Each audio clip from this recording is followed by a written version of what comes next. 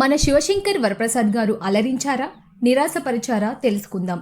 శంకర్ వరప్రసాద్ గారు Chiranjeevi national security officer, కేంద్ర మంత్రి శరత్ సక్సేనా రక్షణ బాధ్యతల్ని చూస్తుంటాడు.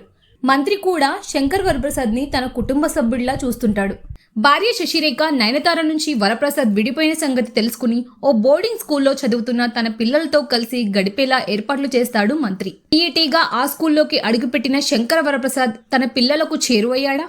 అసలు భార్యతో ఎందుకు విడిపోయాడు? వాళ్ళ పెళ్లి ఎలా జరిగింది? ఊహ తెలియని వయసులోనే తండ్రికి దూరమైన పిల్లలకు శంకర వరప్రసాదే తన తండ్రి అనే విషయం ఎప్పుడు తెలిసింది? కర్ణాటకకు చెందిన మైనింగ్ బిజినెస్ మ్యాన్ వెంకీ గౌడగా వెంకటేష్కి శశిరేఖకి సంబంధమేమిటి? విడిపోయిన భార్యాభర్తలు తిరిగి కలుసుకున్నారా లేదా? తదితర విషయాల్ని తెరపై చూసి తెలుసుకోవాల్సిందే.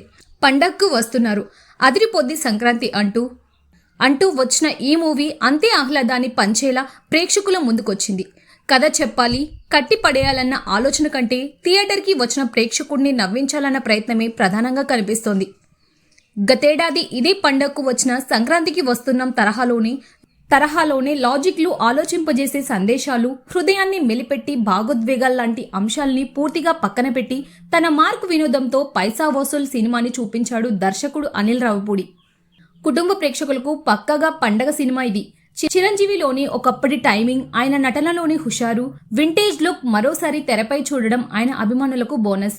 మరో అగ్ర కథానాయకుడు వెంకటేష్ అతిథి పాత్రలో చేసిన సందడి వాణిజ్య కోణంలో సినిమాని సంపూర్ణంగా మార్చేసింది.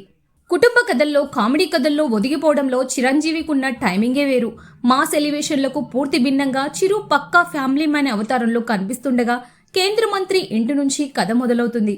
తన బృందంలోని జ్వాలాగా క్యాథరిన్, నారాయణగా హర్షవర్ధన్, ముస్తఫాగా అభినవ్ గోమటంతో కలిసి ఆరంభం నుంచి నవ్వించడం షురూ చేస్తాడు చిరు. ఆ తర్వాత హుక్ స్టెప్ పాట మరింత జోష్ పెంచుతుంది. భార్యాభర్తలు విడిపోయే సన్నివేశాలన్నీ కూడా హాస్యభరితంగానే తెరకెక్కించారు. బలాలు ప్లస్ పాయింట్ చిరంజీవి నటన, లుక్స్, హాస్యం, పాటలు, క్లైమాక్స్, విజువల్స్, బలహీనతలు, ద్వితీయార్థం ఆరంభంలో కొన్ని సన్నివేశాలు.